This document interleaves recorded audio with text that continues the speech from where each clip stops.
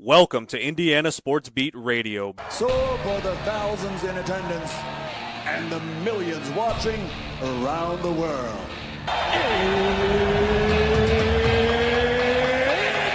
Time! Three on the way. Oh! It went in! It went in! And Indiana wins the ball game! Know your role and shut your mouth, you jabroni! Float game for the win! Ayla's gone. Goodbye. Touchdown, Indy. Woo! IU America. They got a football team now. It's pretty simple. I win. Google me. You know that I'm the cream of the crop. Now, here's Jim Coyle. Hello, everybody. Welcome aboard. Glad to have you for another edition of Indiana Sports Beat Radio coming to you on this Wednesday, the first day of October.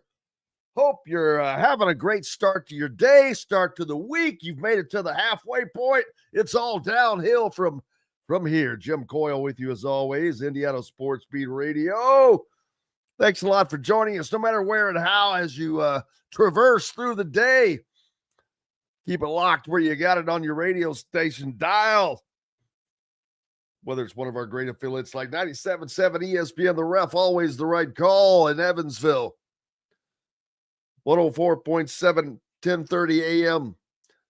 WJOB, or 12:30 a.m., my bad. And up in the region. And Fort Wayne's only sports station, 1380 The Fan. Hope everything is going well for you. Be safe as you're out there. Another beautiful day coming. Yesterday, Indiana basketball opened up the doors once again. Darian DeVries has been unbelievable in that regard. We'll try to hear from him later and hear from some of the players as we spoke with them. More importantly, got to see them on the court in an extensive practice that went on for an hour and a half. So this is the third time we've been able to see this team play, or at least some of us that were in Puerto Rico. Actually, it'd be fifth time, including the previous open scrimmage. And more of the same, although just better at it. And I will repeat now what I said in August when I saw them in Puerto Rico. Fans are going to enjoy watching this team. They're going to play defense hard. They're going to shoot the three-point ball. They're going to move the ball fast. They're going to share the ball. You're going to enjoy. It's just going to be a fun season. Where they end up, I don't know. I've been pegging them in the 6 to 10 spots in the Big Ten, but it's difficult because we don't really know how good this team is or is going to be. Nor do we know much about the rest of the Big Ten aside from Purdue and Michigan. Who else is going to pop up? Oh, there are several injuries. Several injuries for you right now. 4 of them about. I can't name them all, but but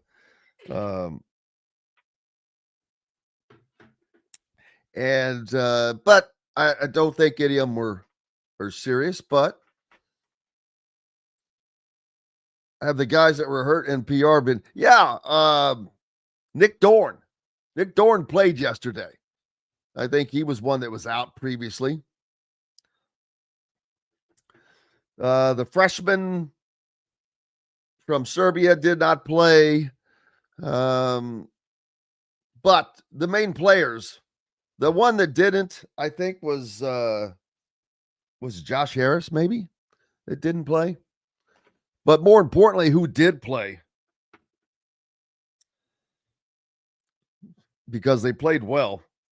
More of the same from Lamar Wilkerson, from Tucker DeVries, Connor Enright, Tayton Connerway, Reed Bailey, and, of course, Trent Sisley, who got the punch.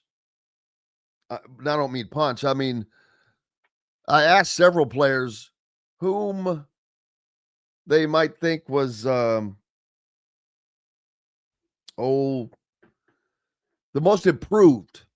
We look at the football teams, excuse me, as who's the most improved week to week, and we haven't seen them. There you go. Here's Coach speaking right now, as a matter of fact. Junior college players who received additional eligibility thanks to the court proceedings. Kind of curious what your history with JUCO players is, how often have they kind of come through your system, and would you like to see just curious for you to weigh in, the NCAA take the tech that eligibility for junior players doesn't count towards Division I, doesn't start their clock. Kind of going. He's asked about junior college players and extended eligibility. Yeah, to my understanding, that ruling is still a little bit up in the air. I think that was just a one-time ruling. Don't quote me on that, but so most of our guys right now that came from the junior college level are still within their normal framework of eligibility. So, but for us, they've been an awesome addition for us just because of the experience they have from the multiple spots they've been. So pretty excited about that. But moving forward, I'm not sure how that's going to play out for all those guys. Jeff and then Seth. Yeah, Coach, what do you feel you guys are best at right now, or like what area are you most confident in, and what area do you feel least confident or that needs the most work right now? Yeah, what I think we're best at right now is just their coachability. Like they've from the first week in June till now, they've continued to just want to learn, want to get better. Like every week, you have good days and bad days. From a practice standpoint, that you feel like you did some things really well, and other days maybe not as well. But that's kind of part of the preseason. But I love how coachable they are. I love, I think how unselfish that we play. I think even our communication, our connectivity shines through a little bit on not only on the offensive end, but the defensive end. That's starting to really come together as we've gotten further and further through the summer and fall. So I like the progress we've made. I think we have a lot of guys that have shown throughout practice that we have multiple guys that can score the basketball. So you're not just relying on one or two guys every night. I think we have a lot of different ways we can score it, a lot of different guys that can shoot the ball.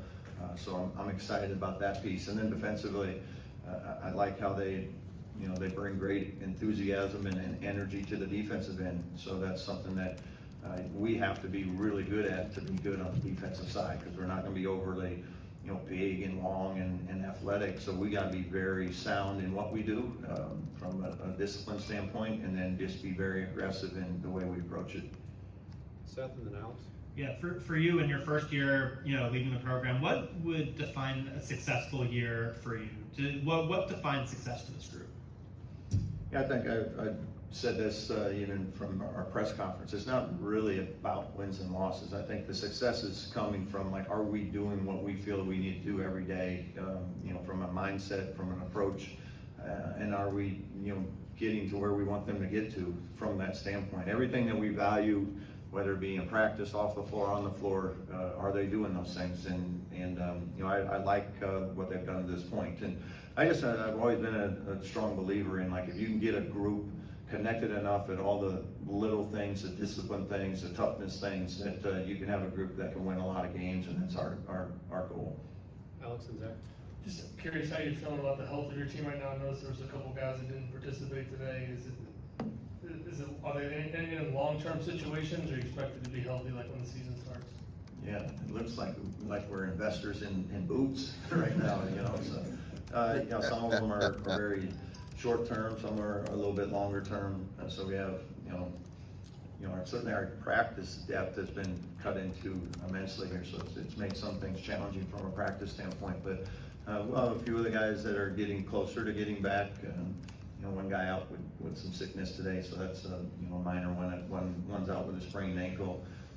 But with these new roster limits and things, there's not a lot you can do to even add to that. So it does make things a little challenging. But we're hopeful that we're getting all this out of the way in the preseason and working our way back to getting healthy. Zach and then Daniel. Darren, I guess particularly about a player who's been working back toward full health. It seems like Nick Dorn is able to do more and more. I know he missed the summer and you can't replace that time, but what have you seen from him? And maybe how is it matched on film, what the player that you were recruiting to the one that now you maybe are starting to be able to get to work with a little bit more? Yeah, I'm a little worried. I've been watching him run on the sidelines that Coach Sig might try and steal him from me because like he can run, he can move. You've seen him. He's a big physical guy. So as he's working his way back, we haven't had the opportunity to see a lot of the basketball piece. A lot of it's been shooting, some light movement stuff, but he's certainly getting closer and closer to full health before we get into more of that live contact. So we're excited about him getting back whenever that time comes. But I think he's another added piece that we're looking forward to seeing what he can do. Daniel and Zach. You had mentioned after the last one against Mega that lineup with Reed and Sam hadn't repped as much. With having Andre here, how much has that helped them? Yeah, it's helped us a lot just to have multiple guys at the 5 position, so that from a practice standpoint we can do some more experimental type things. Going with a more a bigger lineup at times during practice. And yeah, I thought Sam and Reed, we had done just very little of it heading into that, but we wanted to try it in a real game where we could sub people in and out. So I think it's going to be a lineup that's going to help us throughout the year. So we'll continue to work with it and see what we can do. And those are type of things, because it is a different type of lineup that you're trying to get different things on the offensive end and maybe even a little bit the defensive end. But having that size out there is certainly a good advantage if we can develop enough depth along that front line so that we can play that way. Zach and Zion. Coach, on Nick, what was it at Elon that you saw, and then what was it in your conversations with him that made him a guy that you guys wanted to bring in? Yeah, I think what stands out most is just his shooting. That's what we prioritize. He's got great length. He has the ability to get it off. Great size from that position, and he's not bashful. So I love that about him. He's very confident as a shooter, and just an awesome guy too. He's so fun to be around, and I can't wait for him to get out on the practice floor where we can kind of see his energy and enthusiasm. So again, we're just looking forward to getting back out there and getting healthy. Zion and Pete. Darren, you altered kind of the preseason festivities for this program with the 2 events this week, and then bringing back content Hall of Hoops at the end of October. Just from your perspective, what was the purpose and goal of kind of going away from the more traditional events and bringing in these new events to engage fans? Yeah, I think some of it we brought in a new one. We brought an old event back. I think from our standpoint, it's just we want to make sure that we're a big part of the community, big part of the campus. We want to give as many chances as we can to have those interactions, because I think we have a group that's fun to be around. They're a good group of guys, and we want people to be able to see them, on a different level besides just on the basketball floor. So we've tried to get involved in as many community activities as we could, whether it be with youth or adults or whatever it might be, so that they get as many chances to see them on a more personal level. Pete and Quinn. Coach, over here, I know he's a little bit banged up with Josh Harris. What do you expect from him? What can he bring to the team? Yeah, Joshua brings some very good physicality for us. He works incredibly hard. He's another one of those guys that unfortunately is out, so we'll see what that means for him here in the short term. But we really liked his approach every day. He's one of those guys that's in the gym working, and he's trying to develop his game. So again, from an injury standpoint, we'll see how that shakes out here for us for the next foreseeable future. Yeah, Coach, you mentioned before Puerto Rico being most excited for your team, kind of getting to spend some time off the court with each other. Have you noticed a growth in chemistry since the trip in terms of in and out of practice? Yeah, I thought the trip was great for us. It's Tayton and I we were teammates, if you will, kayaking. I don't think we're the greatest kayaking team ever. So, but we did those type of things where you got to do some stuff that maybe you aren't in a comfortable position. You're doing things you've never done before. So I thought that was awesome for our team, for our staff, to be able to have that type of interaction, whether it be snorkeling, sand volleyball, jet skiing, all those type of activities were something that I thought was really beneficial for us. You just don't get to do that as often as you might think when you're on campus. You just don't hang out on that type of level. So that trip, those type of trips are great for you to get an early start, especially on a team like ours and staff like ours that is essentially all new. Mike and then Trevor. Hey, Coach, you've got some guys on this team that were really good players on teams that weren't as good. What goes into recalibrating the way they're approached and the way they think? Yeah, I think there's always something that you want to take into account. some of those type of things. But for us, it's like when we're going through the recruiting process, even though some of them are very short, what's important to them. And I think for a lot of these guys, winning was really important to them. They have 1 year left, a lot of them. They want to go out as winners. They want to play in the NCAA tournament. So those are things that, when that's a priority to them, you can tell pretty quickly that that's what they're motivated by. Their circumstances from whatever school they were. Sometimes there's only so much control you have on a team or a roster that you can impact. But I'm excited about the group. Again, I think their approach is right. I think they're motivated by the right things. Trevor, then Jim. Yeah, Trent Sisley seems like he's in the mix for major minutes. What's he doing well right now, and what area does he need to kind of step up to get those meaningful minutes in the regular season? Yeah, I think Trent's doing really well. For a freshman coming in, he's from the first week in June till now, he's continued to get better. He's coachable.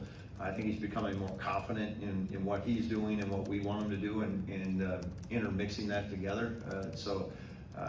That's always a hard transition coming out of high school. Is like, how do you fit into what the new team's doing, the speed, the physicality of the game. But I don't think he has really a lot of problems with that. He's still got some of those growing pains every new college player has, but he's done a great job of continuing to try to work on them and address them. But I like for him, for this group, is he's not a guy that has to come out every night. We don't have to completely rely on him, but he's also, in terms of, like, he doesn't have to get his 20 every night, but he's also a guy that can. So that's what I think is critical for him. It's nice to have the supporting cast he has around him, so he can continue to grow and do it at a rate that I think he can be very comfortable with. Jim, and then Alex. Darren, you brought an openness to this program that wasn't there before, and you touched on it a minute ago. But how important is it for you to do that? You've been kind enough to let us in twice, and thank you for that. By the way, it's invaluable. But you were at an event last night, so you're really making an effort to do that. Why is that so important? Again, I think we're at a place where basketball is incredibly important. Indiana basketball is important to a lot of people. So I want them to be able to have access to something they really find valuable and important to them. And I think that's what we want. We want people to feel like they're not watching from afar. We want them to feel like they're right on the inside, and they're step by stride by stride with us as we go through it. Because from a fan standpoint, they have a huge impact on us winning and losing a lot of times. That type of support doesn't happen everywhere. We have it here. We have a night where every time we toss that ball up, this building and our fan base impacts helping us win, and that's critical. So we want them to be a part of it. We want all you to be a part of it. It's something that I'm sure you love covering, and I'm sure there's times you'll even have advice, and but that's okay. That's what people love this game. They love this game here at Indiana, and we do too. And we want everyone to feel a part of that. Alex? Defensively, where do you feel like you guys have made the most strides since you came together as a team, and where do you feel like are one or two areas that you have to continue to make strides as the season comes up pretty quickly here? Yeah, what I think always takes a little bit of time in how we play is we don't give them a ton of rules, so there's not a defiant, hey, you're switching this, or a definite, you're switching this or not switching this. So some of it is like, hey, we're trying to be really physical, but if he gets hit, you have to switch. So it takes a while for them to kind of figure out, okay, did he get hit enough, not hit enough for us to switch? And then the communication piece is the second part of it. And a lot of times they're a little hesitant because they're not sure on the call or whatever. But as time goes on, you can see that connectivity starting to really build. And this team, I think, has done a really good job of that. Just like a lot of other teams that I've coached, is you can see it now, and they're becoming more confident in what they're doing. More physical, they can play faster because of that, and that's something, again, that we have to be really good at. We have to be very connected as a defense, and still have the ability to play hard and fast without slowing them down with a lot of rules. So I like the progress we've made. There's still plenty of room to grow there, but they'll continue to work at it. So that's something I think we've come a long way since June. I mean, a lot of you saw it back in June. That I don't think you would have said that maybe back then, that we were a good defensive team. So I think we've made some strides and still got some work to do for sure. There's Coach Darian DeVries speaking to us yesterday, and I really love the answer that he gave to me on my question, because it is very apparent that he is making a direct effort to open the program up, to make it more accessible. And he was at an event the other night in Evansville. He opened up practicing for the second time this preseason yesterday. Players were made available to us. He was available to us. You've got the events coming up this weekend, and it's just a nonstop opportunity for fans to engage with that program. And I've got to tell you, it's a breath of fresh air. It is something that we have not seen the likes of. Of course, all that's great, but at the end of the day, people want to see winning on the floor. But I think you're going to see a combination of both of those things. So we'll see. But that's why they play the games. Hey, we've got lots more coming up. Glad to have you along with us here on this beautiful Wednesday.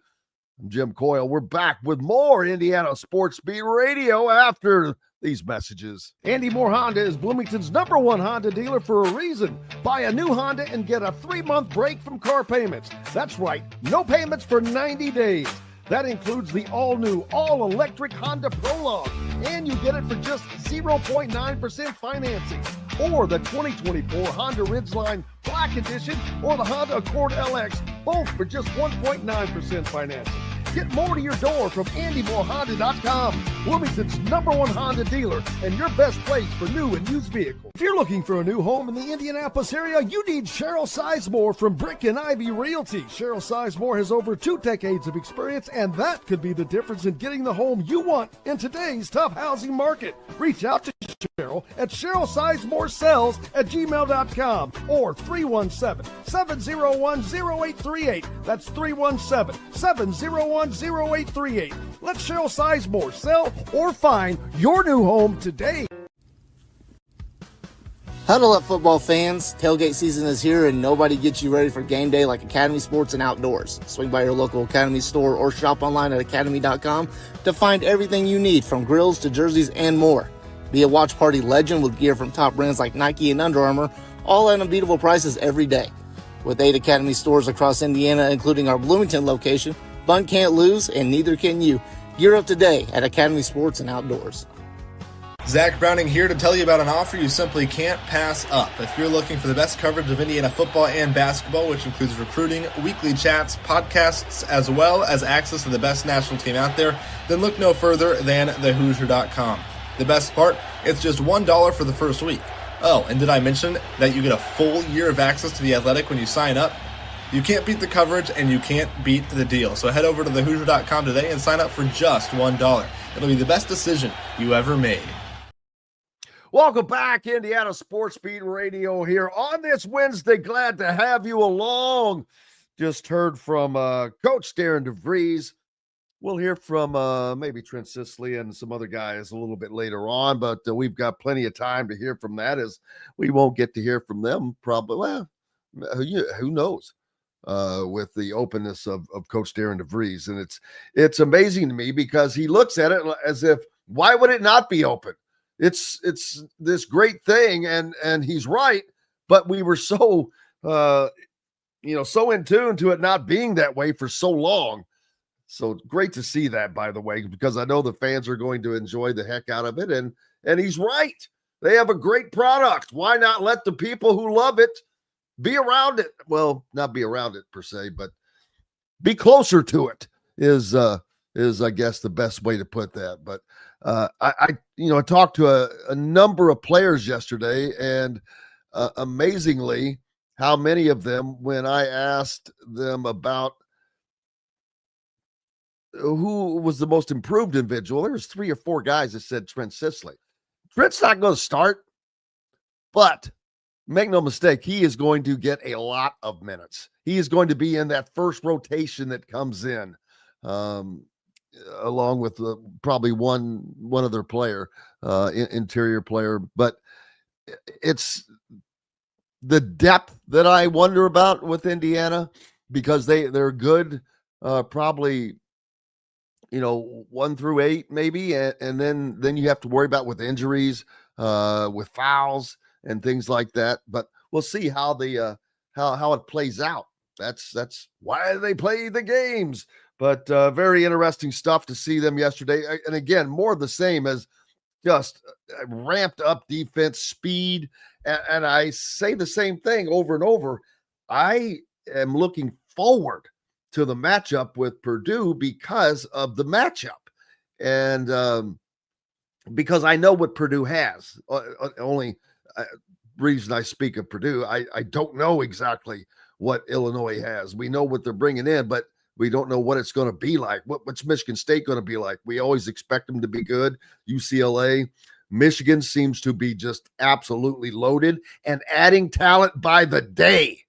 Man's doing a good job up there in Ann Arbor. But yeah, it's going to be fun. It's going to be a fun season, no doubt. I think Indiana fans are going to have the most fun they've had in a long time. I'm serious about that. I think they're going to enjoy the hell out of watching this team play, and that's that. So we'll get to that. And but how many people are heading out? You've got the events coming up, open scrimmage, the event on Kirkwood, which should be unique.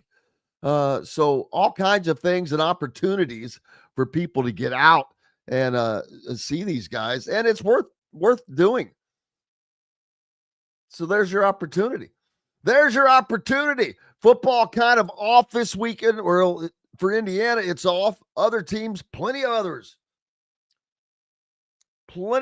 will be going on though this weekend as Indiana gets a bye. Well, it's actually an off week. It's not a bye. That's such a word that is ingrained in our head now. But Oregon also off this week as both teams were preparing for this showdown that's coming in Eugene a week from this Saturday. We'll be out there, of course, to bring you the action and the post-game action from that as well.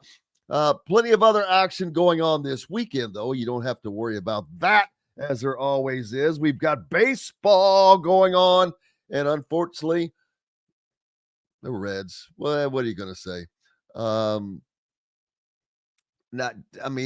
Didn't expect a lot less. They go to Los Angeles and a little beat down, but yeah, hopefully they can get things back around. Not quite done yet. Yesterday, quite a few games yesterday. The Tigers 2-1 over the Guardians after the Tigers gave up the ghost to the Guardians and let them catch them in the division. The Cubs win a playoff game, baby. 3-1 over the Padres. How about the Yankees? The Red Sox beat New York 3-1 in New York, and New York became the first Major League Baseball team ever in a playoff game have what are, I'm going to get the stat exactly right. I can't remember if it was matter if they were trailing or not, but may have been a team trailing. I think it was to be trailing, but have the bases loaded with 0 outs and to not score a run. Well, the Yankees now own that distinction. And the Dodgers just knocked the ball all over the park. 15 hits, 10 runs as they beat the Reds 10-5. Ironically, the Reds had the third, fourth most hits of any club yesterday, but unfortunately they played a team that had the most hits without question, as the Reds go down to the Dodgers. The Dodgers. So games coming up today. The Tigers and the Guardians playing again. All these teams play again. The Reds are tonight, of course, are out on the West Coast. But the great thing is, we got games throughout the day. So Not bad. A little fun. NCAA football news. Colorado fined over the fans' anti-Mormon chants. Boy, don't go after those Mormons now. The Big 12 Conference has fined Colorado $50,000. That's lunch money, man. And publicly reprimanded them. Slap them on the hand there or wrist. Reprimanded the school after a derogatory chant from Buffalo's fans targeted the Church of Jesus Christ of Latter-day Saints, a long word for Mormons, during Saturday's football game against BYU, I should say. Hateful and discriminatory language has no home in the Big 12 Conference, League Commissioner Brett Yormick said. So, Coach Deion Sanders apologized. He probably just should have said, they were high. If it came after the second quarter, because that's their light up time, apparently. Also, well, you remember I said it was a bad move for Tino Sunseri to go to UCLA? Well, UCLA and offensive coordinator Tino Sunseri have mutually agreed to part ways, the team announced yesterday. Sunseri, in his first season as offensive coordinator after coming over from Indiana, oversaw a unit averaging just 14 points per game. Tight end coach Jerry Neuheisel, a former Bruins quarterback and son of former UCLA coach Rick Neuheisel, will take over offensive play calling duties as UCLA will host number 7 Penn State on Saturday, who is smarting from a loss and will probably take it out on the Bruins. Sunseri is the second Bruins coordinator to exit since the team fired coach Deshaun Foster following their 0-3 start. Defensive coordinator Ikaka Malower, and the team decided to part ways shortly after Foster's dismissal. Interim head coach Tim Skipper brought in Kevin Coyle. Hey, I've got a cousin named Kevin Coyle. I don't think it's the same one, to call defensive plays, which will continue for the remainder of the season. Sunseri, the son of longtime college and NFL coach Sal Sunseri, was in his first primary coordinator role after sharing duties with Mike Shanahan last year at Indiana. He was the only on-field assistant to leave Indiana staff following the team's run to the college football playoff. He spent most of the spring practice working with transfer quarterback Joey Aguiar, but then pivoted as UCLA added Tennessee's Nico Amaliban, who has started the team's first 4 games. Yeah, that's not working out well for UCLA, is it? Remember the Amaliban deal where he left and headed to UCLA, and then Joey Aguiar said, well, heck, all right, I'm out. Ended up in Tennessee and going pretty well for Joey Aguiar and Tennessee. Not so much for I knew that was a bad move. I mean, I get it. You want that job, but you've got to look at the situation, man. That was not a good situation. And you had to know that going in. Mercy. Hey, let's take, we don't have to take one just yet. But, yeah, that, I mean, you can't second guess, I guess, people for trying to make moves in their career. I'm not trying to do that, but that particular move was just not a good situation. Nothing about UCLA was a good situation. I mean, that was clear to me. Well, I thought it was clear, at least. From a distance, from afar.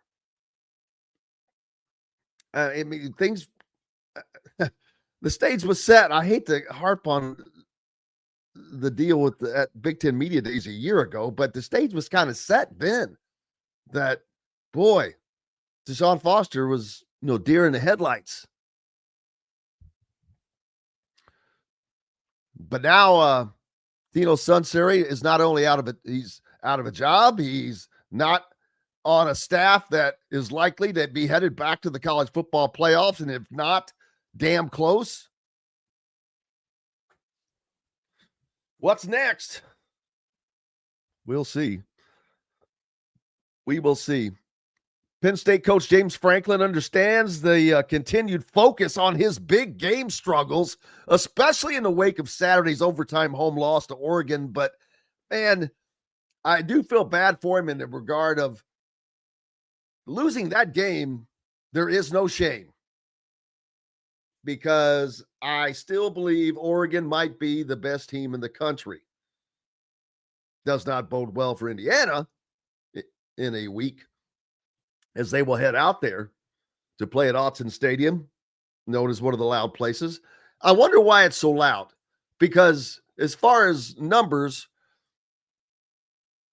it's no different, bigger than Indiana's Memorial Stadium.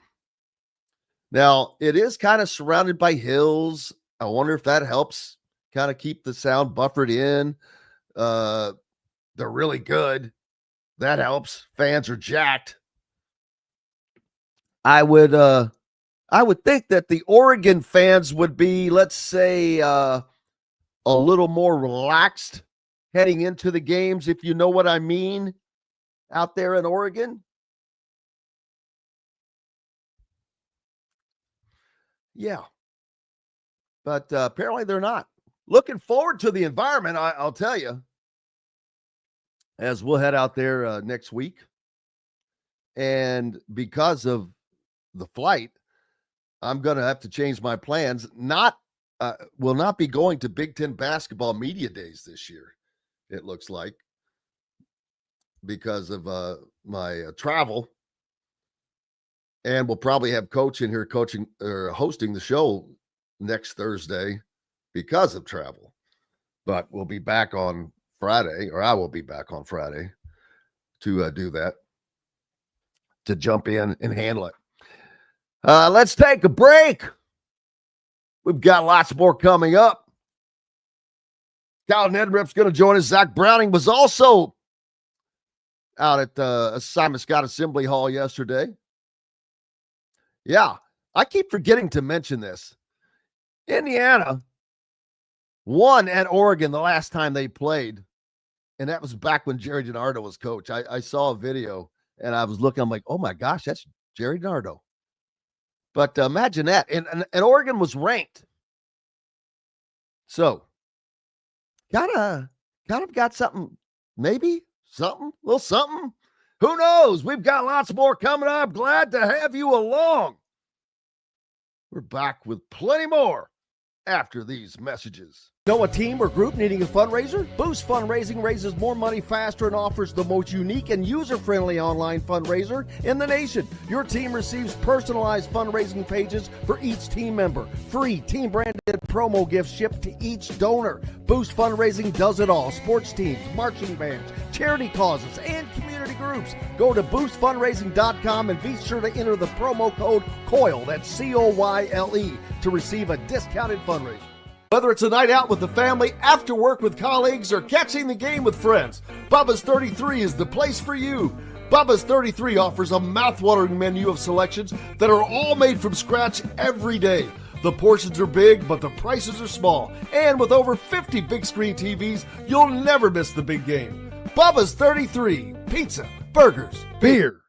Zach Browning here to tell you about an offer you simply can't pass up. If you're looking for the best coverage of Indiana football and basketball, which includes recruiting, weekly chats, podcasts, as well as access to the best national team out there, then look no further than thehoosier.com. The best part, it's just $1 for the first week. Oh, and did I mention that you get a full year of access to The Athletic when you sign up? You can't beat the coverage, and you can't beat the deal. So head over to thehoosier.com today and sign up for just $1. It'll be the best decision you ever made. Huddle up, football fans. Tailgate season is here, and nobody gets you ready for game day like Academy Sports and Outdoors. Swing by your local Academy store or shop online at academy.com to find everything you need, from grills to jerseys and more. Be a watch party legend with gear from top brands like Nike and Under Armour, all at unbeatable prices every day. With 8 Academy stores across Indiana, including our Bloomington location, Fun can't lose, and neither can you. Gear up today at Academy Sports and Outdoors.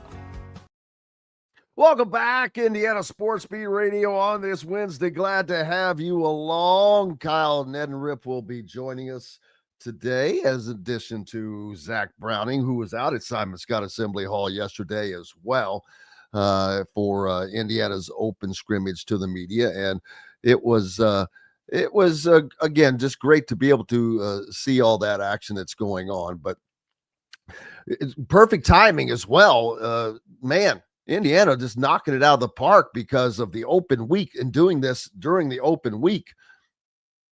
It's just perfect. So kudos to Indiana, in addition to Darian DeVries and his staff, Drew Adams and Kenny Johnson and Rod Clark and the whole group. You got to also give a shout out to the IU Media Relations Group, Charlie Duffy, really doing a great job of helping us get the things we need to get. So appreciate all of those guys for doing that.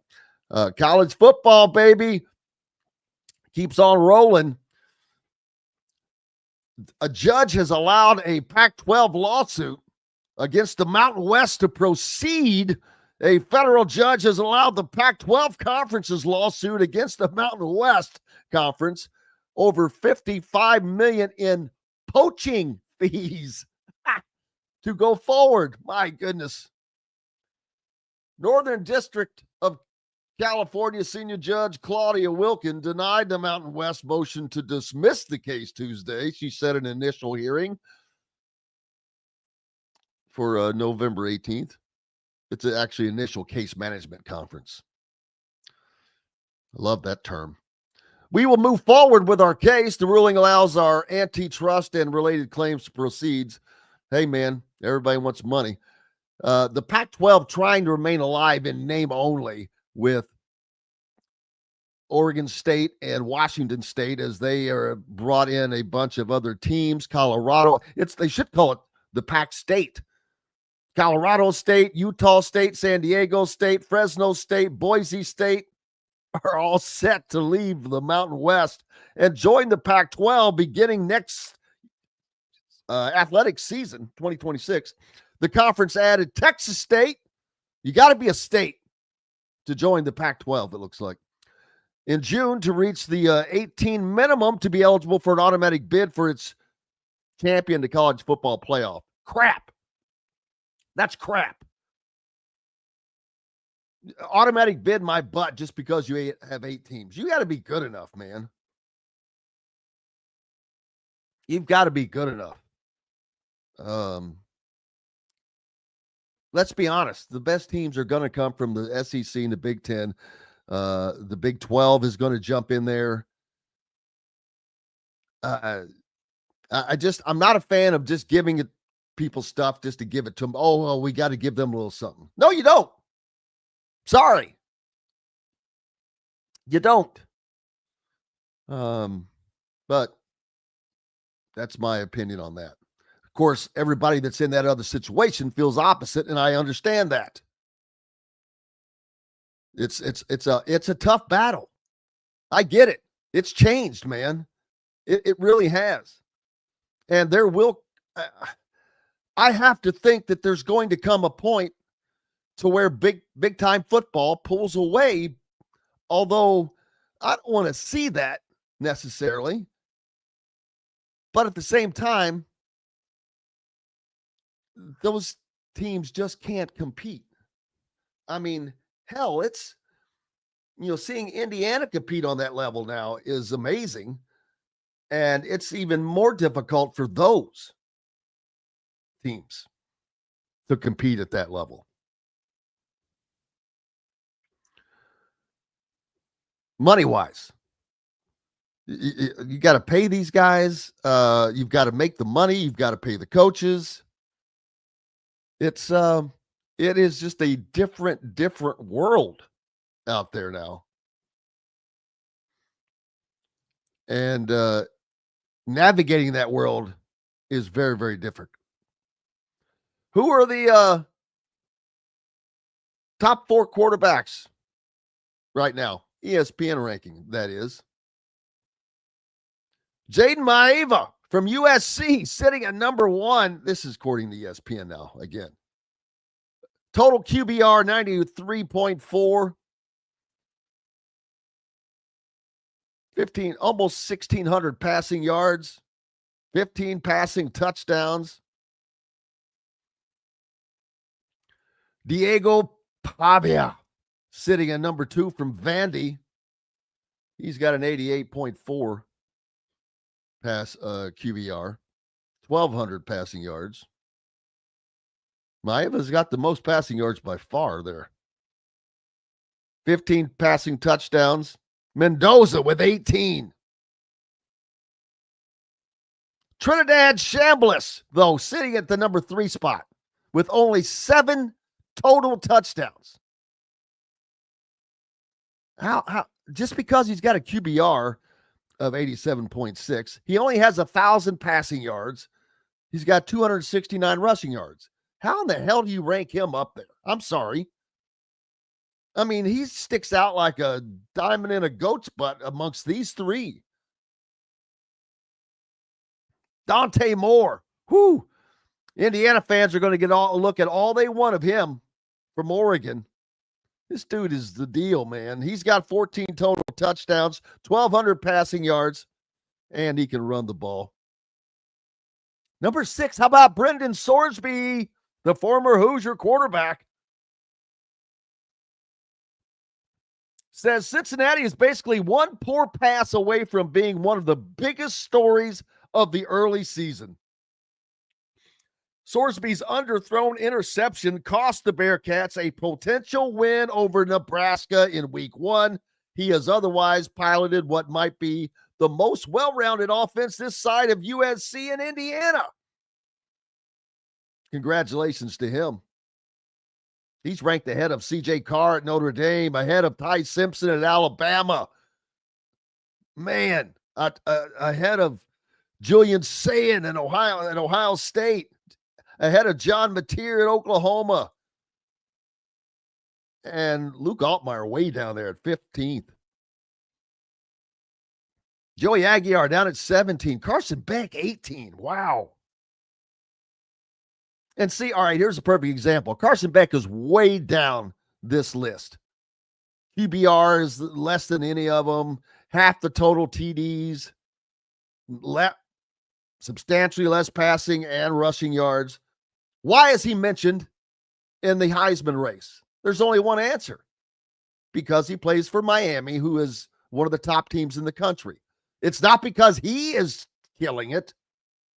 Now, he's not standing out as the elite quarterbacks of the quarterbacks. So that just drives me insane with the Heisman. It's not the best player on the best team. It's supposed to be the best player. So there's that. There's that. That's my little getting on the pulpit for that. But Josh Hoover down at 23. Dylan Raiola, he's way down at 25, man. But the season progresses. Yeah, Indiana. I asked a question on Twitter the other day and got the same response as I expected. I said, hey, with all that's, you go into it, is Indiana's game at Oregon the biggest road game in Indiana history now? It's kind of not a trick question, but it's a question that can probably be answered a couple of different ways. A lot of people said the biggest road game ever was last year at Ohio State when Indiana was 10-0 and had a chance and yada, yada. I get that, but they lost that game. So now you move forward. And right now, they still have an opportunity to win at Oregon, which would put them on track to potentially play in Indianapolis for a Big Ten title. It would be the biggest road win in the history of the program. No doubt about that. I think it is because of the opportunity that lies ahead. And guess what? If they win that game, that narrative changes to the Penn State game, which, holy smokes, these are going to be two incredible environments, but nothing like what's coming up at Penn State. That is going to be huge because of how important it's going to be to Penn State. They have an easy schedule. Well, I say easy. They play Oregon, Indiana, and Ohio State. They don't play anybody but that. But Indiana is going to be a game that they have to win if they have any hopes of staying in the talks of a Big Ten race. They're already down to Oregon in the tiebreaker there. So they play Ohio State. They have to beat Ohio State or Indiana to have the tiebreaker over one of those. There you go. That's what we're looking at right now. Ohio State, Penn State, Oregon, and Indiana in the race for the Big Ten championship. Indiana does not play Ohio State, obviously. So their opportunities are to win at Oregon and Penn State. Both of those are on the road, obviously, so that is going to be a tough road to hoe. Dylan Sin, normally with us on Wednesdays, is on assignment. Couldn't be here. He'll be back. New Life says, I didn't hear Drew Allar's name in that Heisman QB list. Indiana can beat Penn State. Yeah, they can. I think Indiana's big. I don't think Indiana's biggest battle at Penn State is going to be on the field. It's going to be between the ears because of the environment and because of what I saw last Saturday in Iowa City. I don't want to get into all that again. But, yeah, that's where I'm seeing. Hey, we've got to take a break. Lots more coming up. Kyle Neddenriep is going to join us as the high school season rolls on. We got more coming up from Indiana Sports Beat Radio right after we hit this break. Glad to have you along. Back with more right after this message. If you're looking for a new home in the Indianapolis area, you need Cheryl Sizemore from Brick and Ivy Realty. Cheryl Sizemore has over 2 decades of experience, and that could be the difference in getting the home you want in today's tough housing market. Reach out to Cheryl at CherylSizemore@gmail.com or 317-701-0838. That's 317-701-0838. Let Cheryl Sizemore sell or find your new home today. When it comes to apparel and promotions, Freethink has you covered, literally, whether it's 24 or 200 shirts for sports leagues, businesses, or groups. Freethink Apparel and Promotions can also create your very own merchandising store. Freethink Apparel and Promotions did it for Indiana Sports Beat Radio, and they can do it for you. Whether it's screen printing, embroidery, digital printing, promotional products, vehicle wraps, or anything else under the promotional line. See what Freethink Apparel and Promotions can do for you at freethinkapparel.com. Huddle up, football fans. Tailgate season is here, and nobody gets you ready for game day like Academy Sports and Outdoors. Swing by your local Academy store or shop online at academy.com to find everything you need, from grills to jerseys and more. Be a watch party legend with gear from top brands like Nike and Under Armour, all at unbeatable prices every day. With 8 Academy stores across Indiana, including our Bloomington location, fun can't lose, and neither can you. Gear up today at Academy Sports and Outdoors. Whether it's a night out with the family, after work with colleagues, or catching the game with friends, Bubba's 33 is the place for you. Bubba's 33 offers a mouthwatering menu of selections that are all made from scratch every day. The portions are big, but the prices are small. And with over 50 big screen TVs, you'll never miss the big game. Bubba's 33, pizza, burgers, beer. Welcome back, Indiana Sports Beat Radio on this Wednesday. Beautiful day out there, man. Beautiful. The weather has been incredible. Looking as we look forward It's going to stay that way, man. I don't see a single drop of rain, maybe a little bit on Monday, but a little more opportunity for that on Tuesday. But the weather's staying fine as wine, people, fine as wine. Hope your week is going well. Kyle Neddenriep from the Indy Star hopefully will be joining us. Until then, the Indiana players met with us yesterday as well and spoke to several of them. Start off with Connor Enright, who will be a starting guard for Indiana. He's going to be, I expect him to be in the starting five. Let's hear what Connor has to say. For a while, yeah. Right. I think Coach said a few weeks back he's as healthy now as he's been in 3 years. Yeah. Can you kind of see that a little bit? Yeah, definitely. Like, you can see it in his confidence. Like, he doesn't have, a shoulder bug in him or anything. So seeing him at his peak, which I haven't seen for a while, but even when he was hurt, he was still awesome. So it's really, really special, and I know he can be a huge asset to us. He will be a huge asset to us this season. I know with football we watch each week, there's a growth for these teams and how they get better. Saw you guys in Puerto Rico. What's it been like between then and now? What have you seen with the growth of this team? I think our connectivity on defense, our communication is much better. Whether it's switching, directing each other, our ball pressure's been awesome. Just playing offense, honestly, just like playing through each other and not having to call out sets and stuff and slow down has grown too. Just our overall toughness too. Like, I feel like every day we brought great energy mentally and physically, so I think that's amped up a lot. What did you get? Biden and then Sam down there in the post, and I think they're both really good and play well off of each other. That's what we were struggling a little bit over there in Puerto Rico, just because we was just new, just not understanding the concepts yet. But now I feel like we got that down pat right now, so we're getting better. You guys were down in both games, came back to win both of them in different fashion. Woo, that's kind of loud, isn't it? It's a background noise. Nothing we can do about that, unfortunately. That is how the setup was there we were in the locker room, and that small space, and it seemed to make it just sound bouncing off the walls there. But you can go to the ISB YouTube channel and hear all of that. Plenty on there. Trent Sisley in there as well as many other players. Tayton Conaway, Connor Enright, Tucker DeVries.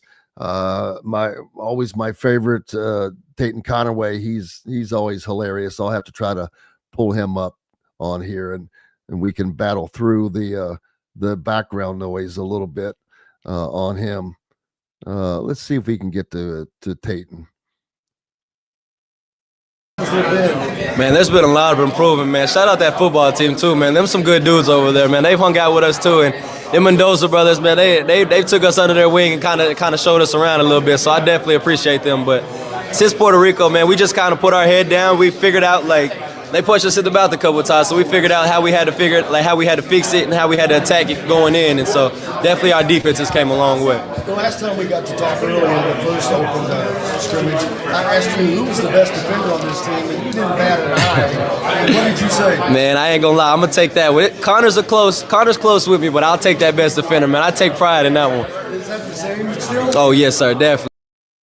There was Tayton Conaway, and now Kyle Neddenriep joins us from the Indy Star as the high school season rolls on. Getting close to high school basketball too, man. Your duties are about to increase twofold, huh? Yeah, we just had a meeting yesterday, and I saw that calendar click over to October 1st, and I was like, man, it's starting to get real. October and November are super busy, so but it's good. It's good to be busy. Hey, the Tigers got a win yesterday as well in the Major League Baseball playoffs, as they can forget about all the other stuff now. It doesn't matter. It's the playoffs, baby. Just win. Just win. It's good when you got the best pitcher in the world on your team. So that was a fantastic performance. And these games against the Guardians are just like even last year in the playoffs. These games are, they just make your stomach do weird things, and like all these games come down to the wire. It's just it'll be the same way probably today. Hopefully, the pitching after Skubal is a little bit shaky, but Casey Mize has been pretty good, and you hope a little bit that Cleveland's feeling some pressure because it's kind of win or go home. It is win or go home at this point for them anyway.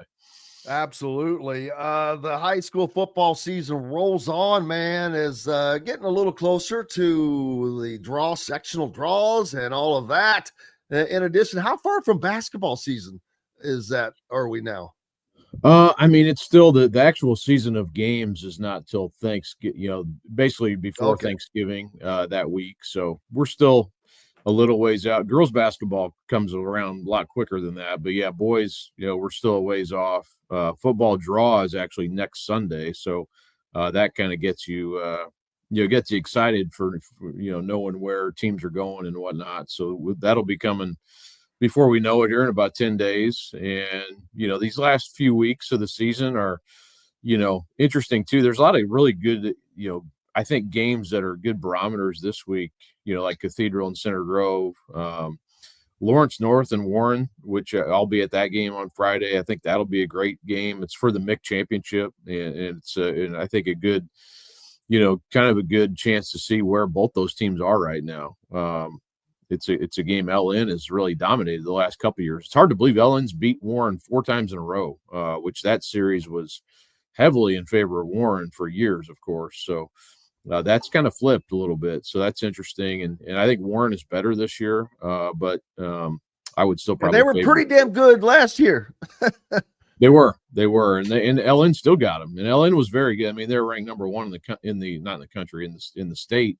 And I thought were probably the team to beat. Brownsburg just got them there by 1 point in the regional, or it's maybe them holding the trophy at the end, but they're still very good. I mean, even without Davion Chandler this year, they've got, of course, Sales and Isavion Moore at running back, and they got a sophomore quarterback who's really good, Darian Prather. So still a lot of skill position weapons. And, then on the other side, Keon Thomas from Warren, who's, getting a lot of in-state, he's been to Purdue as an offer, got some other offers as well. So we'll see. That should be a really fun game, I think, on Friday night. Yeah, and as we get later in the season and closer to the playoffs, which everybody gets a shot at that now, but teams are starting to come into postseason form. I think some of these teams are really looking good, and that's going to make it more exciting yet. Although a lot of these games have already been close and exciting, as they have been across the sports landscape, which has been incredible to see. It's touching high school football as well. Yeah, I mean, we're gonna, it's time of year where you kind of see what's what. I would say, and there's a lot of games that I think once you get past the sectional draw, it's always kind of like, well, let's get to the finish. We'll only have 1 week left of the regular season after that sectional draw, and then teams can kind of start seeing what their route looks like. And in some of these, in the bigger classes, you'll have a week off to prepare for that game. They don't play that first week of the tournament. The other classes do, 4 and 4A on down. Do play, so you could have some really outstanding matchups that first week in some of the lower classes, the smaller classes, but you won't have any games in 5A and 6A just because of the way the tournament is set up. But yeah, I mean, there's I think some teams that have really, like New Pal, I don't know if anybody's going to touch them this year. I mean, it's just they're 6-0, they're just demolishing everybody. The only teams that are out there are probably the toughest teams are going to be in their sectional, though. They'll have Cathedral and Plainfield, and I saw Plainfield last week. They're a good team. I don't know that they're quite the New Pals level, but they can create some issues for you for sure. But man, that New Pal team, I mean, very dominant team. I think 4A was interesting last week. Gibson Southern beat Gibson Southern is actually a 3A team, but they beat Heritage Hills, which had been undefeated, and of course the 3A champion last year. So that created some little bit of changes in the state poll this week, where Chittard goes back to number 1 and Heritage Hills drops down a little bit. But I was that was an interesting game result to see. I was a little surprised by that. I thought Heritage Hills would beat Gibson Southern, but really good football down there in that little area of the state there in what had been 3A. Now with Heritage Hills moving up there in 4A, but still Evansville Memorial in 3A, and those teams kind of have to club each over the head to get through that sectional in 3A. So that's a tough one to get out of. Yeah, Gibson Southern, man, they just continue to they just kind of over there stuck against the state line, kind of away from everybody, but they still keep producing good football teams. Yeah, it's a great yeah, if you've been there, man, it feels like you're driving forever to get there. It's a long way out there. It's because you do. It's as far away as you can get almost. It's a ways out there. But they do a great job. I mean, Nick Hart has been there for a while. Probably, I mean, I'd have to look it up. He's probably going on 12, 13 years there now. And he's done a great job building that program up. Of course, they had Brady Allen come through there. But just every year, it seems like. And then they come up here and play sometimes I remember they played at Tri-West in the semi-state, and they brought, I mean, there was so many fans here. And it was on a Saturday afternoon, and they had the campers out there tailgating and cooking up burgers and stuff. It was awesome. So they really support their teams as well. But yeah, they are a juggernaut. I mean, so that tells you a little bit about how good they are this year if they can beat Heritage Hills, which has two of the best players in the state and was the 3A champion last year. So yeah, I mean they're used to winning these type of games, but even still, I was a little surprised they won that one. Then you've got teams up in Fort Wayne and the region, which are always putting out quality programs as well. Yeah, I mean, there's some, I think put out our Super 25 this morning, and there's a good mix of teams. The region, of course, Crown Point up there, they're 6-0. They haven't really. Their schedules it's based on where you're at in your conference and whatnot. It's not their fault, but it's hard to gauge, just how good they really are compared to our teams, just because you don't have a comparison of scores in a lot of cases. They did play Pike this year and won that game 24-0, 21-0, and Pike's pretty good. So that's a good, even though their record's only 1-5, they took Warren to overtime last week. They've got talent. So that was a good win for Crown Point. That gives you a little bit of a barometer, but hard to tell. Merrillville's good too this year. They're a 5A team. They're 4-2, and I think they'll be a factor in their class. Some of the other teams out of our area probably to watch, I would say, are, Bloomington South, which is 6-0 and playing really well. East Central is always good. They're going to be tough again. And they're in 5A actually too this year. Penn, Penn, we don't know. I mean, it's hard to know how good they are. They're traditional power, but the schedule's just not what some of these other teams around here are. So they're 6-0, but it's hard to tell, So, and I some of the Southern teams, I think you do know how. Evansville Memorial, I think they're really good. I think Gibson Southern, obviously, Heritage Hills, those teams in the smaller classes anyway. I think we have a good barometer just because they have been to the state finals recently, and we kind of have a good gauge on just how good they are. It's just harder in 6A. It's just so dominant by Central Indiana. Just not even saying by talent level, but just the overall number of teams. That some of the teams in 6A and elsewhere in the state, they don't play. They play more 4A and 5A just because of where they are. That there's not a lot of 6A teams around them. Yeah, it makes it difficult to gauge. Just like I was talking earlier about Big Ten basketball. We had another open practice with Indiana yesterday, and I get to see them. I know what they have, but Purdue is about the only team in the Big Ten that I know what they have. Michigan got a pretty good idea, but many others today, because of all the changes, you just never know. And well, it's not the same with high schools because of the multi-transfers. It still takes a minute to get things bore out.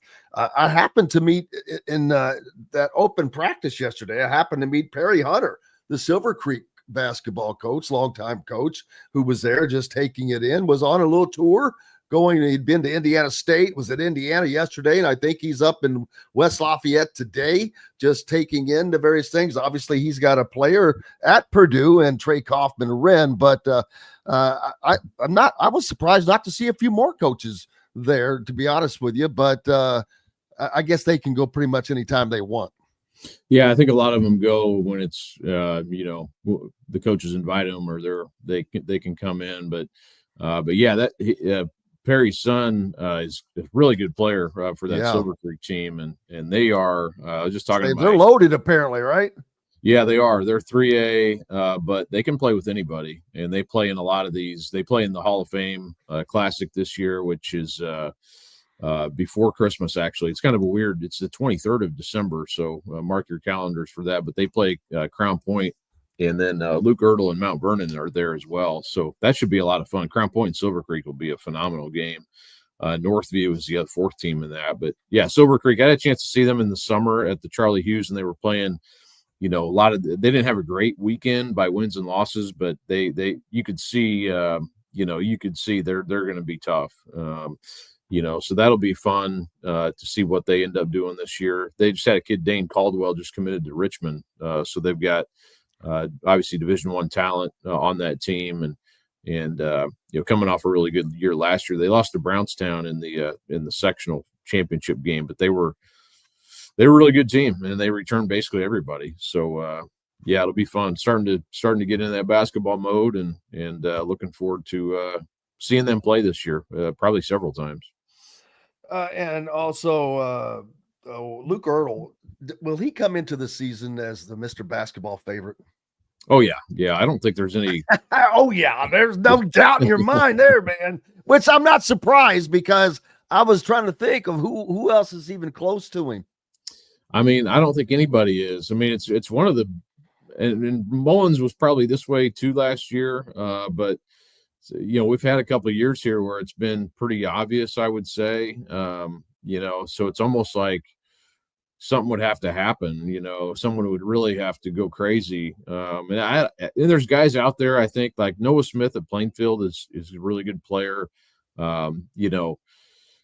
Justin Curry and Barron Walker at Noblesville are really good players. Dikembe Shaw I think Shaw might be the one, because of the Crown Point success that they've had, and I think they're a team that, potentially could challenge Mount Vernon, and maybe win a state championship even. He's a guy I think maybe you look at and really like his opportunity, team success, individual success. He's going to Illinois Chicago, which is not a super powerful, when you think of Mr. Basketball necessarily, but yeah, I mean, Ertl, man, it's hard to think based on what he did last year and just everything else, all the numbers he's put up and basically the run he had at the end of last year, I think just kind of makes you think like it's going to be hard to knock him off. Yeah, he has shown to be just a super talent, and continues the efforts of Matt Painter to own the state of Indiana in basketball recruiting right now. Will that change soon with Indiana and Darian DeVries? Darian DeVries has, and I talked about this earlier before you joined us, Kyle, he has really made an effort to open up the program, the Indiana basketball program, to the media, to the fans. And yesterday we had our second open practice for media this preseason, the second one. That's two more than I know of in over a decade or more. And they've got multiple public events coming up with a scrimmage at Simon Scott Assembly Hall. You've got an event down on Kirkwood Avenue in Bloomington. So he is really making an effort. And I asked him about that in the presser, and he talked about that. Hey, this is, it's a great product. It's a great thing, and the people love it. And why not be able to be around it, which is unbelievably refreshing to hear, but quite different, as you know, than for what we're accustomed to. Yeah, definitely. And I think that's fantastic. I mean, I think the more, people can feel like they're a part of it, to an extent. Obviously, you don't want, you don't want all access all the time, I don't think, but IU fans, I mean, they want to feel like they know the coach. They want to feel like they have an open door to a certain extent. They want to be involved. And I think that's a great thing. If you can kind of ride that momentum and allow them, to have some access here and there. And I think that's and access to him, I think we've talked about that before with Painter. It's like Painter will just go to a game and sit there and people just come up, and they'll just come up and talk to him. And he seems to have no problem with that. So he's a regular guy. I think, that sort of thing, not just here in Indiana, it's like everywhere. If you have a fan base that wants to be a part of it, you allow them some access. That means just sitting down and talking to people and being genuine. And I think that's the thing about Painter is they just feel like he's a genuine guy, and I think that can be a great. And he is. Yeah, I mean, he definitely is. He's done that. He's sat there and talked to me at games before. So those are cool things where I think, and I do think there's some real good momentum on that side. You haven't even played a game yet, but I think for IU, that's can be, and I think it's genuine from him too. So I think that's a good thing, and I think that will play well with the fan base. And obviously, everything else goes into it is more. You got to win, you got to do those things, but I think that buys you some. Where maybe previous coaches, it maybe gets you out the door a little faster just because you didn't have that relationship. I honestly think that's part of what's been the problem. Even it kind of there's no grace period because you're just not connected to the program maybe. So I think that can help you in the long run. Doesn't mean everything, but it means something, I think. Absolutely. And neither of the last two Indiana basketball coaches had what I would consider great relationships with Indiana high school coaches around the state. It just wasn't the relationship there. And that's not the same for Matt Painter. He does have that. And, like you said, if you can see him at a game sitting in the stands eating popcorn. He doesn't make a big deal out of showing up to watch a kid. He doesn't have to be center stage and all of that. He just takes it in, and that's been it has worked very well. Yeah, absolutely. I can't. And there's a lot of games I'm like, oh, I see him in the third, fourth quarter. Like I didn't even know he was here, and he's just sitting up there, it's like, so, but yeah, I mean, that's that's something that, when he retires and, he goes on and does whatever he does. I mean, I think that's something people always talk about with him. It's like, he's just kind of like that kind of guy that he just will talk basketball. And, I was around him in the Final Four that several days out in Arizona and, just being around the program. And I mean, he's just that way all the time. It's just kind of, and he loves to talk basketball. So I think that's something people enjoy. I don't know if DeVries is fully, that he seems a little bit more, I don't know. I mean, some personalities are different for sure, but I think he's of the same mold. I do think that. So I think that'll be well received from the IU fan base. I'm happy for them. I think they've got a guy that they're really going to like. Well, I'm happy for the state. I mean, just to see both programs being at the top of college basketball is just good. Good for the state, good for both programs, and good for high schools as well, because recruiting is still a very important part of what goes on. What's next for you, my friend? I've got a story coming tomorrow on a running back who leads the nation in rushing, and he's from a Indiana town that maybe people don't know who he is or what the deal is, but looking forward to that running tomorrow. Got a few other things, our normal stuff, but that's probably, I got that done yesterday, so that should be out. That should be out tomorrow. Then like I said, kind of our normal stuff, getting ready for next week for the sectional draw, and then we'll have a lot more to talk about at that point. It keeps coming, man. Kyle Neddenriep, make sure you're giving him a follow and keeping up with all of his content at the Indy Star. Appreciate you, sir. You bet. Thanks, Jim. Appreciate you, sir. Hey, we've got lots more coming up here on Indiana Sports Speed Radio. Zach Browning will join us a little later. He was at the open scrimmage yesterday at Indiana as well. We'll talk more about that and plenty more to get to after these messages. The ISC Sports Network is your home for sports content across the Hoosier State.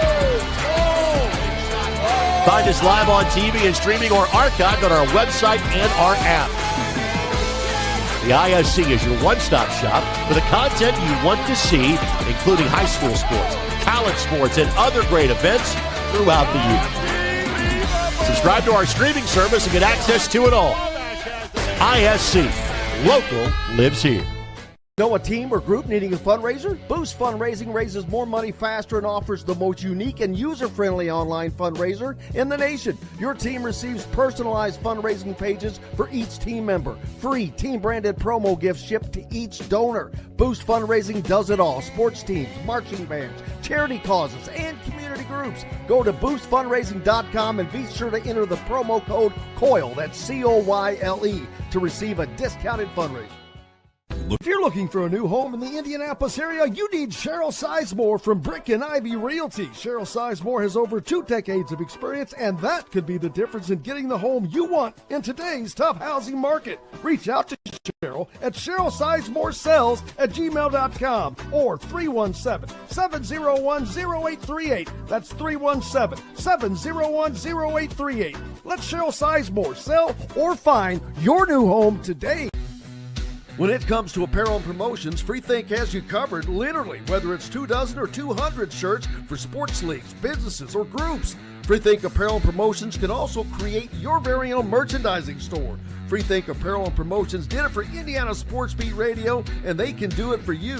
Whether it's screen printing, embroidery, digital printing, promotional products, vehicle wraps, or anything else under the promotional line. See what FreeThink Apparel and Promotions can do for you at freethinkapparel.com. Welcome back, Indiana Sports Beat Radio on this Wednesday. So glad to have you along. Jim Coyle with you as always. Zach Browning will join us in a little while as the week has hit the midway point and it's all downhill from here. Open weekend for Indiana football, so no tailgating, no travel for fans. There is the Indiana basketball event that goes on Friday, though. Is there one Thursday and Friday this week? There's so much going on, it's confusing. But the Kirkwood event coming up, open scrimmage coming up, lots of access for fans to get to see that team before the season gets underway, which is not all that far away as far as official practice starting. So it's here, man, and the football season just really getting ramped up. As what week are we heading into? Week 6? Yeah, week 6 of the college football season. And it's been a fun one so far, without question. I've enjoyed it immensely. We've got more great games that are coming up across the conferences. Who's going to turn out from the SEC to be the best team in the SEC? I still don't know. Is it Ole Miss who is sitting up there now? It's hard to say. I have really not seen a team that has stood out enough yet from the SEC for me to know. And that's good, because I don't want there to be teams that stand out that much. I want there to be 4 teams at least in a conference that are at the top or more. Big Ten currently has that with Ohio State, Oregon, Penn State, Indiana. I'm not saying that all 4 of those teams are better than SEC teams. I'm not saying that at all, but at least we have some definition in the Big Ten. Georgia lost to Alabama. Alabama lost to Florida State. Is Ole Miss undefeated? I can't remember. I know that they've won. They beat Arkansas at home, and they just beat LSU at home. So it may be Ole Miss at the moment, who is standing kind of head and shoulders above the rest of their brethren. If we looked into conference standings right now, which it doesn't mean a lot, although the Ole Miss Rebels are 3-0 in conference play. They're the only school that's played 3 games in the SEC conference already. That means they're going to have some easy cream puffs come along on their schedule yet to go. But overall, they're 5-0, as are the Missouri Tigers. Missouri, that's a team that I talked about yesterday. Maybe better than we think. I remember looking at the top 25, and somebody had them voted very, very high. And I'm like, what is wrong with this guy? The more I looked at it, Missouri very high in the NCAA statistics in football. As a matter of fact, on both sides of the ball, very similar to Indiana, but maybe a little higher. They are, I think, number one in total defense. If I am remembering correctly, which I'll have to check that to be sure, but they're very high on both sides of the ball. And Missouri may be a team that's being overlooked because of what's on their jersey. Missouri, they're ranked 19th. They're behind Vanderbilt. Way behind Oklahoma, behind Texas A&M, behind Alabama, behind Georgia, behind LSU, and behind Tennessee. Tennessee has one loss, that being to Georgia. LSU is 1-1. They lost to Ole Miss. Georgia lost to Alabama already. Alabama undefeated in their conference, but 3-1 overall.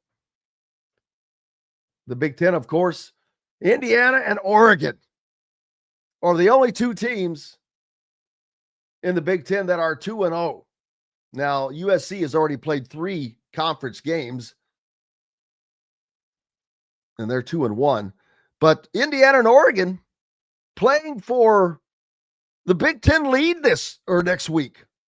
Well, that's, I guess, not quite true because, well, yeah, it will be. If one of those teams goes to 3-0, they'll be in the conference lead. The Hoosiers and the Ducks both 5-0. Man, what a showdown that's going to be. The Maryland Terrapins, I am very, very surprised at, and you got to give a shout out to Mike Loxley. I've talked about this. They lost their quarterback to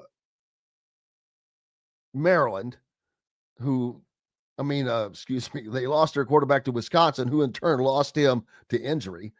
He may be able to return, though. They lost their running back, Roman Hemby, to Indiana, and yet they're playing better this year than they did last year. That's a pretty damn good job. The Trojans, I thought that they were better than they might be. I don't know. They go into Illinois last week and lose, but of course, Illinois was smarting from that absolute destruction of a game they faced against Indiana. The Ohio State Buckeyes, number 1 in the country, 4-0 on the season so far. 1, 2, 3, 4, 5, 6 teams in the Big Ten that are ranked. It's going to be interesting to see how this season plays out. Who wins the Big Ten? I mean, I know that Indiana fans are going to say, Indiana.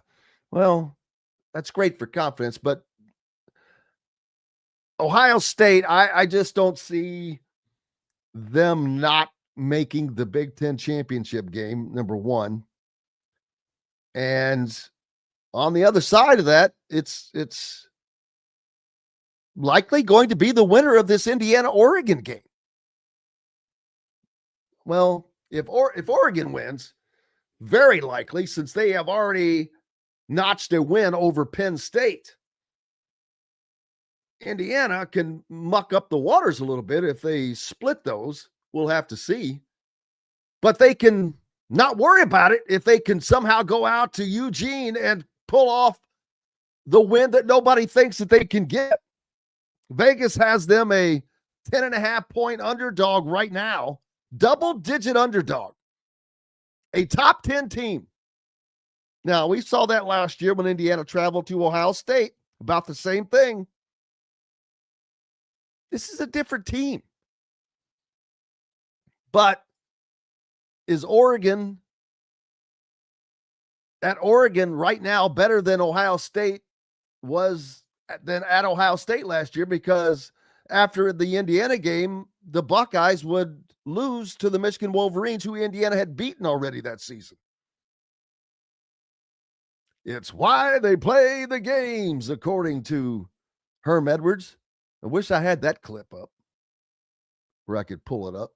I thought I did, but I guess not. I guess not. So, hey, it's just fun though, is it not? Have these games not just been enjoyable as heck? They have, and it continues to roll on. Indiana has to. They don't have to win at Oregon to gain a little more respect, but they have to compete. They have to be in the game. They have to have a shot at winning. You can't go out there and get beat by 2 touchdowns. Because if you do, then people are going to view them as a second-tier CFP team. And by second tier, I mean not hosting a home game, not in that top 8. And that's what's going to be left in their mind. Now, they'll have a chance to revisit that for people when they go to Penn State. But I can see it now. If Indiana were to go to Happy Valley, come out of there with the win, well, that's because James Franklin can't beat ranked teams. Well, that would be crap, to be honest with you, because that is still, I mean, that Oregon win, unbelievable. Just, they did it against all those odds. Wow. That's a huge win. That crowd was jacked. Crowds just get jacked for these big games. If you don't believe me, look at what was going on at Memorial Stadium when Indiana hosted Illinois. Never has that stadium ever rocked like it did on that Saturday. It was unbelievable. They could probably hear that noise up to Indianapolis. And you know that sound reverberates through the hills over there in Happy Valley. Can Indiana shock the world, really? It's not about being negative to this Indiana football team, but this is a tough ask. I really am wondering, is Oregon the top team in the country? If they're not, I don't know that there is a number 1 team, to be honest with you. How can you say the best team until they play each other? And that always doesn't actually determine it. Sometimes it just determines who's the best on that day. But there's no doubt Oregon is absolutely one of the, I think, top 2 teams in the country. Ohio State is one of the top 2 teams in the country. And I think that then you take a step down. And I don't know where that first step goes to. I really don't. Who is the 3rd best team in the country, really? It's interesting. We've got to take a break. When we come back, Zach Browning will join us. He was out at Simon Scott Assembly Hall yesterday as well for the IU men's basketball scrimmage. We'll talk about that and a little info on recruiting as well. Glad to have you with us. Hope you're with us on the other side. We're back with more Indiana Sports Beat Radio right after these messages. Andy Moore Honda is Bloomington's #1 Honda dealer for a reason. Buy a new Honda and get a 3-month break from car payments. That's right, no payments for 90 days. That includes the all-new, all-electric Honda Prologue, and you get it for just 0.9% financing. Or the 2024 Honda Ridgeline Black Edition or the Honda Accord LX, both for just 1.9% financing. Get more to your door from AndyMooreHonda.com, Bloomington's #1 Honda dealer and your best place for new and used vehicles. If you're looking for a new home in the Indianapolis area, you need Cheryl Sizemore from Brick and Ivy Realty. Cheryl Sizemore has over 2 decades of experience, and that could be the difference in getting the home you want in today's tough housing market. Reach out to Cheryl at CherylSizemore@gmail.com or 317-701-0838. That's 317-701-0838. Let Cheryl Sizemore sell or find your new home today. Huddle up, football fans. Tailgate season is here, and nobody gets you ready for game day like Academy Sports and Outdoors. Swing by your local Academy store or shop online at academy.com to find everything you need, from grills to jerseys and more. Be a watch party legend with gear from top brands like Nike and Under Armour, all at unbeatable prices every day. With 8 Academy stores across Indiana, including our Bloomington location, fun can't lose, and neither can you. Gear up today at Academy Sports and Outdoors. Zach Browning here to tell you about an offer you simply can't pass up. If you're looking for the best coverage of Indiana football and basketball, which includes recruiting, weekly chats, podcasts, as well as access to the best national team out there, then look no further than thehoosier.com. The best part, it's just $1 for the first week. Oh, and did I mention that you get a full year of access to The Athletic when you sign up? You can't beat the coverage and you can't beat the deal. So head over to thehoosier.com today and sign up for just $1. It'll be the best decision you ever made. Welcome back, Indiana Sports Beat Radio on this Wednesday. Glad to have you along, no matter where or how you're listening. Zach Browning from thehoosier.com joins us now. Zach was out at Simon Scott Assembly Hall yesterday as well for the open scrimmage for IU basketball and the pre and subsequent meetings with players and with Coach Darian DeVries. And first of all, what were your thoughts between what you saw on the highlight from Puerto Rico and our first open scrimmage to now, Zach?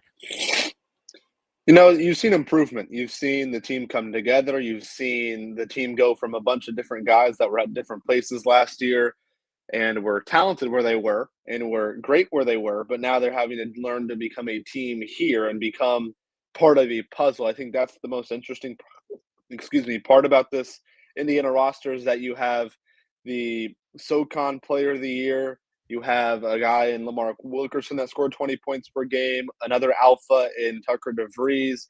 There's a lot of guys that were the leading scorer or one of the leading scorers at their previous schools, one of the top dogs there, and now they're coming here, and you got to figure out your role. This is a little bit of a different opportunity where Indiana isn't looking for all of these guys to score 20, 30 points a night. They're looking for these guys to fill a role. Sometimes you'll want a guy like Lamar Wilkerson to go for 25, 30, but there's some nights where Lamar Wilkerson will maybe have to take a back seat to Tucker DeVries scoring the basketball. So I think that's probably the biggest thing I've seen is guys figuring out their roles and really coming together more.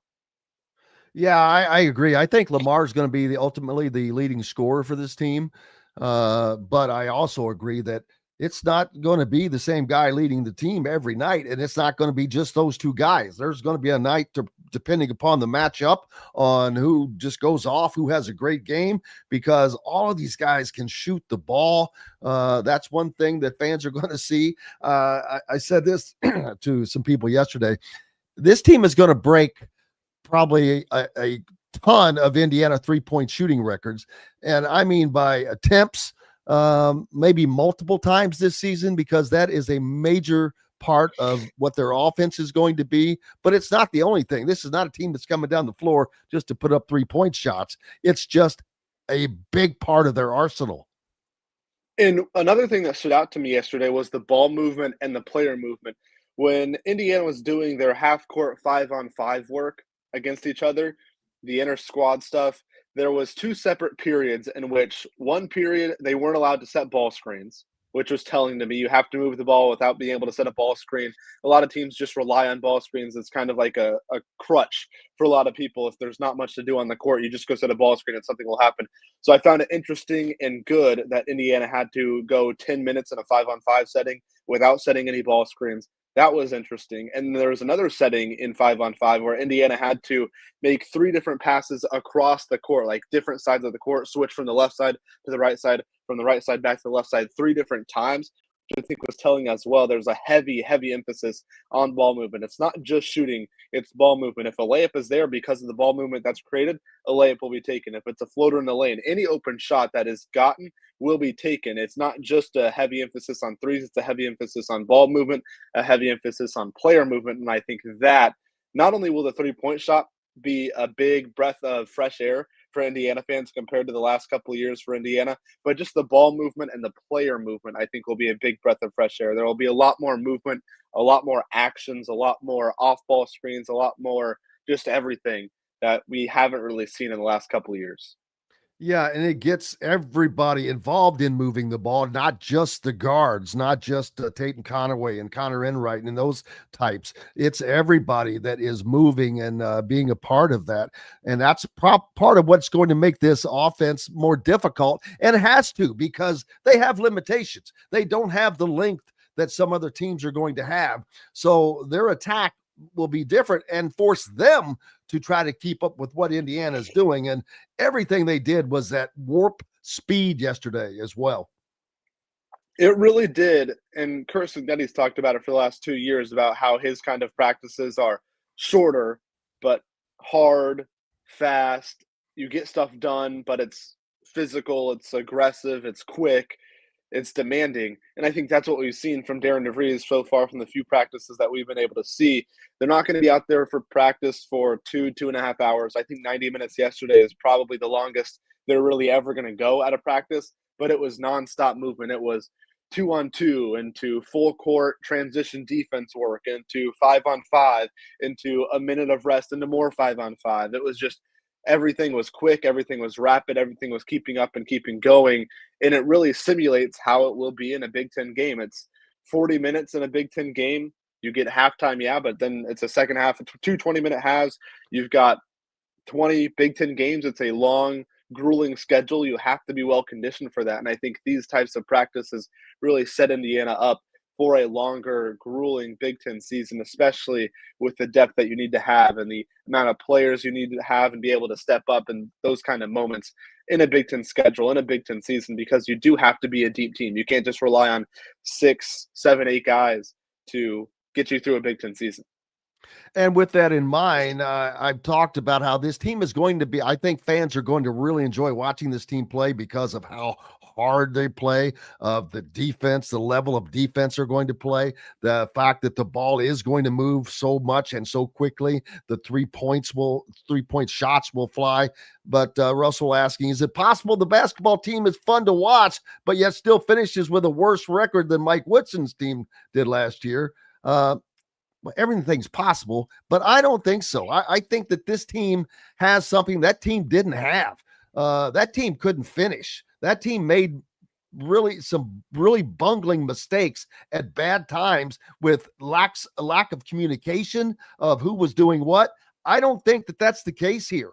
Darian DeVries, and watching him run his practices, he stops practice immediately if something is not done correctly and redoes it. Not to say that they're not going to lose games. They are. Of course they are. I'm thinking that they're going to finish somewhere between 6th and 10th, but I don't know what's going to happen. So to answer that question, yeah, anything's possible, but I don't think so personally. I think they're going to beat some teams that people don't expect them to beat, to be honest with you. And I think that's an interesting question to pose to fans. Would they be happy with a season that record-wise is worse? Maybe you missed the NCAA tournament, but they're just enjoyable to watch, and they put up 23s a game, and they are one of the best three-point shooting teams in the country. Let me answer that question for you right now. No. Winning is what matters, baby. Yes, but it's year one. And I think Indiana fans they can't fall into the trap of football where Kurt Cignetti did something that really nobody ever does in any sport. You can't year one turnarounds like what Kurt Cignetti did are historically very improbable. So absolutely. I think there's maybe definitely unfairly, maybe some added pressure on Darian DeVries to deliver an NCAA tournament appearance in year one because of what Chris Cincinnati did. And I just don't think yes, you see what a program like Louisville has done the last couple of years with Pat Kelsey. You see what Mark Pope has been able to do at Kentucky. Yes, you can get into the tournament, you can be competitive, but it's unfair to really expect this Indiana team to be super good in year one. I think they will be fun to watch. I think it'll be more enjoyable basketball. I don't think this will be a situation where Indiana is sleepwalking through home games in January and things like that. But I get concerned a little bit when I hear people thinking, oh, Indiana has to make the tournament or it's a failure of the year, because that's unfair expectations to place on a first-year head coach, a guy that is going to be in his second year ever coaching power conference basketball at the collegiate level. So I think expectations probably need to be tempered a little bit, but I do think this team will be much, much, much, much more fun to watch this season. Yeah, and Cignetti, Darian DeVries was asked that question yesterday. What would mean success to him? And do you remember what his thoughts were?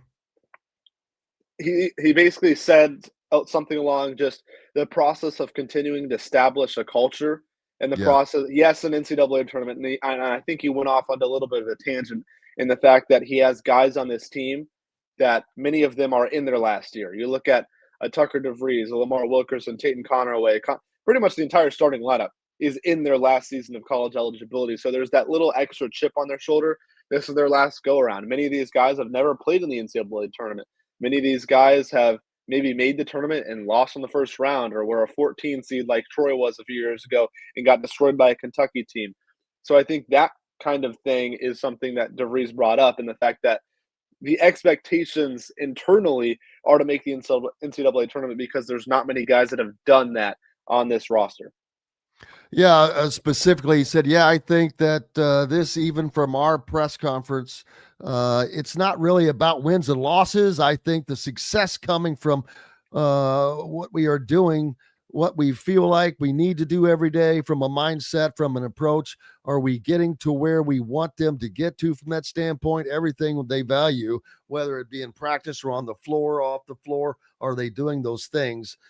Which is basically all he can say, because otherwise he puts a big bullseye on his and the team's back, which is not fair. And I agree with you in that regard. But pressure is part of the deal, and that's what we do because people want to win, man.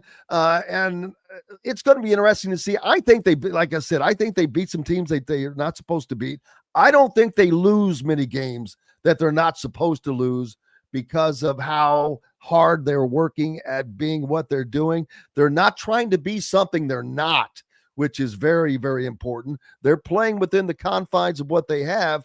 And if you can do that successfully day in, day out, you have a lot better chance at success.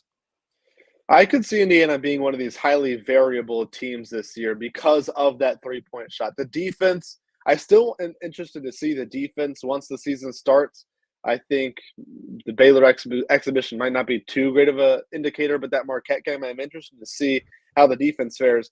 But when you look at the three-point shot, I think the three-point shot, if there's nights where Indiana can just shoot 40% from three and make 15 threes, there's not really many teams in the country that can stop you and beat you when you make 15 threes and shoot 40%. So I think Indiana's going to surprise some teams, win some games, as you mentioned, that they shouldn't if they shoot well from three. But there's also going to be some games where if you're going to live by the three and shoot a lot of threes, there's also going to be some games where the shot just doesn't fall and you're shooting 20% on 30-plus attempts, and then it's difficult to win those types of games against quality opponents, especially in conference play, if you're shooting poorly from deep. So I think there will be some games for sure where Indiana beats teams they aren't supposed to beat because of that three-point shot, and then there will be some games where Indiana either gets blown out or is not really as competitive or loses the game maybe they were favored in or should have won just because that three-point shot isn't falling on any given night. But I do think Indiana will be a tough team to beat at home this year, which I think is important in the Big Ten season.